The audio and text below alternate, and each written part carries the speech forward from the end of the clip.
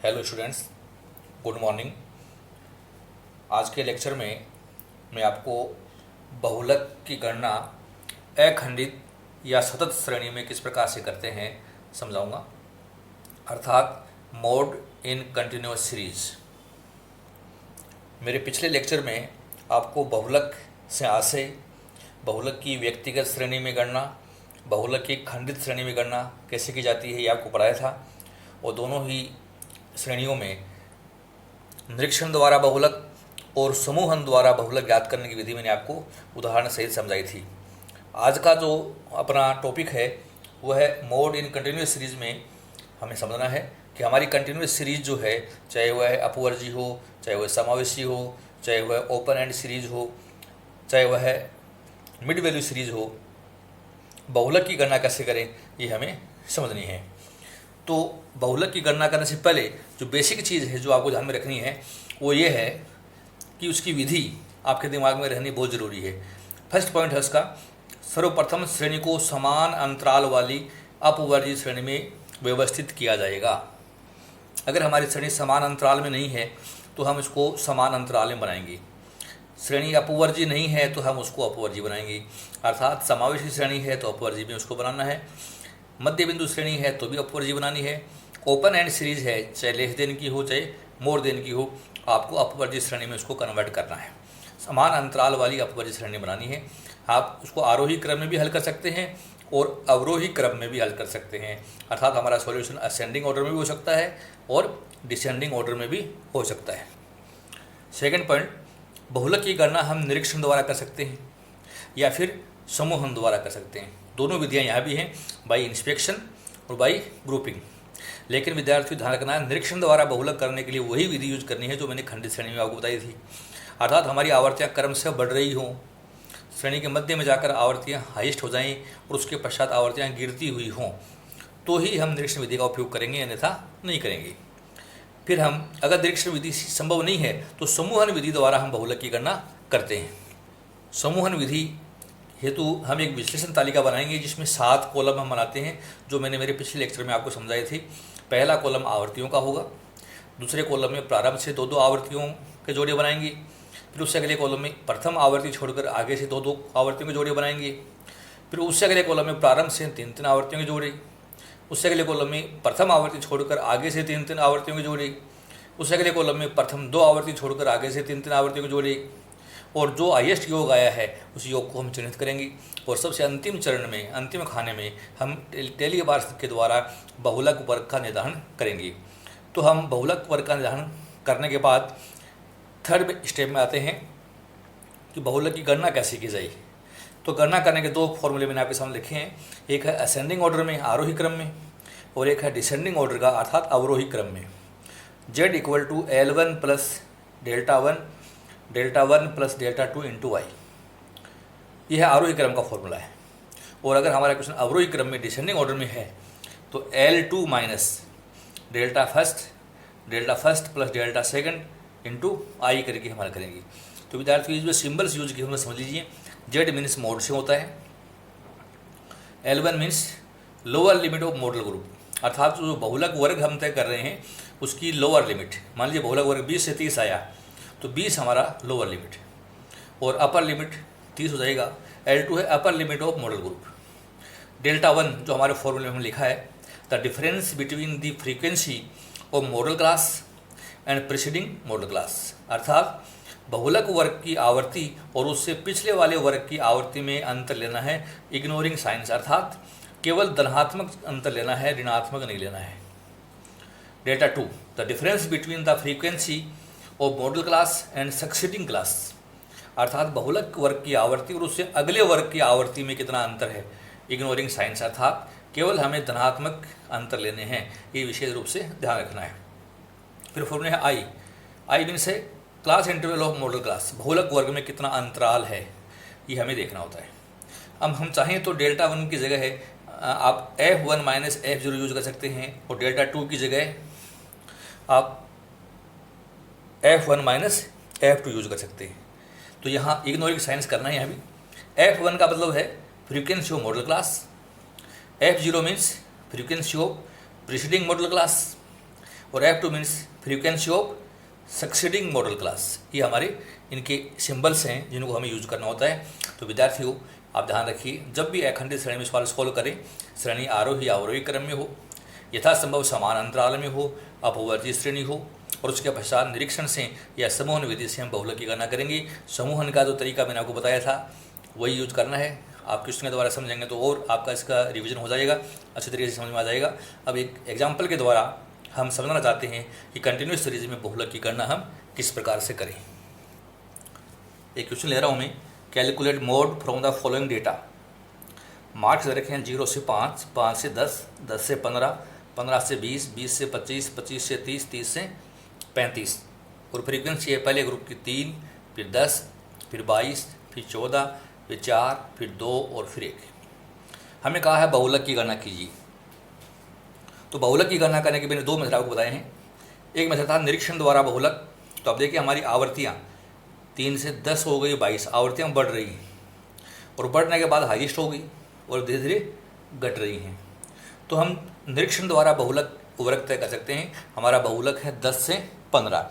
निरीक्षण से पता लग रहा है कि 10 से 15 हमारा बहुलक है, और फिर हम हमारे सूत्र के द्वारा इसको हल करके दिखा सकते हैं। लेकिन मैं ये क्वेश्चन आपको निरीक्षण से नहीं करा कि समूहन विधि से कराना चाहता हूँ, ताकि आपको मेथड समझ में हो जाए कि समूहन विधि से हम सवाल को कैसे सॉल्व करें। तो एक तालिका हमें बनानी होगी। आपको जो साइज दे रखी है क्वेश्चन वो उतार लीजिए, जो फ्रीक्वेंसी दे रखी है वो उतार लीजिए। उसके बाद में फ्रीक्वेंसी वाले कॉलम को नंबर 1 नाम देंगे, फिर नंबर 2, 3, 4, 5, 6 और 7 ये कॉलम हम और बनाएंगे। अब क्या काम करना हो समझिए। पहला कॉलम फ्रीक्वेंसी का होता है, और जो हाईएस्ट फ्रीक्वेंसी है उसको आप मार्क कर दीजिए। जैसे हाईएस्ट फ्रीक्वेंसी को आप चाहे तो बोल्ड कर दीजिए, मैंने हाईएस्ट को गोला कर दिया है। अब सेकेंड कॉलम में प्रारंभ से 2-2 आवृत्तियों के जोड़े बनाने हैं। तो ये 2 आवृत्तियाँ हमारी हैं, 3 और 10। तो मैंने योग कर दिया, इनका आया 13। इन 2 का जोड़ा बनाइए आप, तो ये योग आया 36, 36। इन 2 का जोड़ा बना दीजिए आप, पेयर बनाने हैं, योग आया 6। हाईएस्ट को मार्क कर दीजिए, तो ये हाईएस्ट है। तो हमने सेकंड कॉलम में प्रारंभ से 2-2 आवृत्ति के जोड़े बनाई। थर्ड कॉलम में प्रथम आवृत्ति छोड़ दीजिए आगे से, तो प्रथम मैंने छोड़ दिए, आगे से 2-2 के जोड़े बनाने हैं। तो ये 2 ले लिए हमने, 10 और 22, योग आया इनका 32। अब इन 2, 14 और 4, योग आया 18, और अब ये योग 2 और 1, योग आया 3। हाईएस्ट को आप मार्क कर दीजिए, हाईएस्ट है 32। फोर्थ कॉलम में आ जाइए, प्रारंभ से 3-3 के जोड़े, प्रारंभ से 3, तो ये 3 रो मैंने यूज कर लिए, 3 और 10 13, 13 और 22, तो ये होगा 35। अगले 3 ये 3 रो मैंने असाइन कर लिए, 14 और 4 18 और 2 20। हाईएस्ट का योग कर दीजिए और मार्क कर दीजिए, हाईएस्ट 35 है। तो मैंने प्रारंभ से 3-3 का जोड़ा बनाया। अब एक आवृत्ति छोड़ दो पहले वाली, आगे से 3-3 के जोड़े, आगे से 3 के बनाए, तो ये 10 और 22 और 14, 10 और 22 32, 32 और 14 46, ये हो गया 46। अब आगे के 3 ये हैं, 4 2 6 और 1 7, ये योग आया 7। तो विद्यार्थी योग कर दिया मैंने और अब मार्क कर दिया हाईएस्ट को। अब छठे कॉलम में प्रथम 2 छोड़ दीजिए, ये 2 छोड़ दीजिए, और आगे से 3-3 के जोड़े, तो ये 3 हैं, ये योग बन गया 22 14 और 4, तो 22 और 32 और 8 40 हो गए संख्या, ये योग आया 40। और आगे 2 बच के छोड़ दीजिए, 3 का जोड़ा नहीं बन रहा है, तो ये आईएस भी 40 हो गया। अब हमें टेलीबार छांटने हैं, जहाँ जहाँ हमने आईएस योग किया है। तो 22 इस लाइन में था, तो मैंने ये टेलीबार लगा दिया सिंबल। 36 इन 2 लाइनों का योग था, 22 और 14 का, तो इन 2 में मैंने टेलीबार लगा दिया, 36 का भी लगा दिया। 32 आप देख रहे हैं इन 2 लाइनों का योग है, इन 2 का, तो इन 2 में लगा दीजिए आप, ये इसमें लगा दिया और ये इसमें लगा दिया। 35 पहली 3 का है, पहली 3 फ्रीक्वेंसी का है, तो पहली 3 का यहाँ यहाँ और यहाँ मैंने लगा दिया। अब 46 में आ जाओ, 46 आप देख रहे हैं ये कोष्टक हमें शो कर रहा है कि इन 3 का योग है, 10 22 और 14 का, तो 10 वाले में लगा दिया और ये 22 वाले में लगा दिया और ये 14 वाले में लगा दिया, तो 46 का भी हो गया। अब 40 है, ये 3 का योग है, 22 14 और 4 का, तो ये 22 ये 14 और ये 4। तो विद्यार्थियों ने टेलीबार्स लगा दी। टेलीबार्स का योग कर देता हूँ मैं, ये 1 ये 3, यहाँ है 4 और 2 6, ये 3 और ये 1। जो टेली बार सबसे ज़्यादा आया है वो रो देख लीजिए, ये 10 से 15, तो it is our model group. ये हमारा मॉडल ग्रुप है, तो मैं यहाँ लिख रहा हूँ मॉडल ग्रुप। तो मॉडल ग्रुप हमारा 10 से 15, और हमने देखो निरीक्षण विधि से भी ये तय किया 10 से 15, वो समूह से भी आया। तो हमें एग्जामिनेशन में जहाँ तक संभव हो समूहन विधि ही यूज करनी है, ये विशेष रूप से ध्यान रखिए। हमें सरल की तरफ नहीं जाना है, हमें वैज्ञानिक विधि की तरफ जाना है। अब चूंकि हमारा क्वेश्चन आरोही क्रम में है, तो हम आरोही क्रम का सूत्र लिखते हैं। फॉर्मूला हो गया L1 plus delta 1 plus delta 2 into I. हम इसमें वैल्यूज पुट कर लेते हैं। तो L1 हमारे सवाल में है 10, तो Z इक्वल टू L1 है 10, बहुलक वर्ग की आवर्ती और उसके पहले वाली आवर्ती में अंतर देखना। तो 22 में से 10 गिरा दो, तो 22 में से 10 गया 12 बच गया। तो डेल्टा 1 है 12, डेल्टा 1 है 12। डेल्टा 2 बहुलक वर्ग की आवर्ती और आगे वाली आवर्ती में अंतर, तो 22 में से आप 14 करा दीजिए, तो अंतर आया हमारा 8 का, तो ये आया 8। और आई, इन दोनों में अंतर इंटरवल है 5 का, तो ये इंटरवल आया 5 का। हमें इसको सोल्व करके दिखाना है। Z इक्वल टू 10 प्लस 12/20 और इंटू 5, ये संख्या होगी। तो मैं और आगे बढ़ रहा हूँ। Z इक्वल टू 10 प्लस, अब देख रहे हैं 12 को 5 से गुणा किया हो गया 60 में हमने 20 का भाग दे दिया, तो यह 3, तो 10 प्लस 3, तो Z इक्वल टू आया 13। और ये 13 क्या है, मार्क्स हैं, तो 13 मार्क्स इज आवर आंसर। तो इस तरीके से हम बहुलक की गणना जो है कंटिन्यूस सीरीज में करके दिखा सकते हैं। कंटिन्यूस सीरीज में आपको ध्यान रखना है कि अगर हमारी सीरीज अगर इंक्लूसिव नेचर की है, समावेशी है, तो आप उसको पहले अपवर्जी बनाएंगे, अर्थात प्रत्येक वर्ग के उच्च बिंदु और अगले वर्ग के निम्न बिंदु का अंतर ले लीजिए आप, और जो अंतर आता है उसका आधा कर लेंगे, और आधा करके लोअर लिमिट में आधा घटाएंगे, अपर लिमिट में आधा जोड़ेंगे, तो हमारी सीरीज एक्सक्लूसिव बन जाएगी और हम मोड की गणना बहुत आसानी से कर सकते हैं। यदि हमारी श्रेणी असमान अंतराल की है, तब उसे हम यथासंभव समान अंतराल वाली श्रेणी में परिवर्तित करेंगे, और समान अंतराल में परिवर्तित करने के पश्चात बहुलक का हम निर्धारण करेंगे। कई बार विद्यार्थियों आपकी क्वेश्चन जो हैं वो मिड वैल्यू आ जाती हैं, सेंटर वैल्यू आ जाती हैं, तो हमें मिड वैल्यू के आधार पर भी सीरीज नहीं हल करनी है, उसको कंटिन्यूस सीरीज में चेंज करेंगे, अपवर्जी श्रेणी इसको बदलेंगे, और अपवर्जी बनाने के बाद ही उसको सवाल को हम सोल्व करेंगे। मान लीजिए मिड वैल्यू दे रखें समान अंतराल वाले, तो प्रथम और द्वितीय मध्य बिंदु का अंतर निकाल लो और उसका आधा कर लीजिए, फिर आप प्रत्येक मध्य बिंदु में उसका आधा घटा दीजिए और उसका आधा जोड़ दीजिए, हमारी सीरीज अपवर्जी बन जाएगी, और हम उसी प्रकार से बहुलक की गणना करके दिखा सकते हैं। ये विशेष रूप से ध्यान रखना है।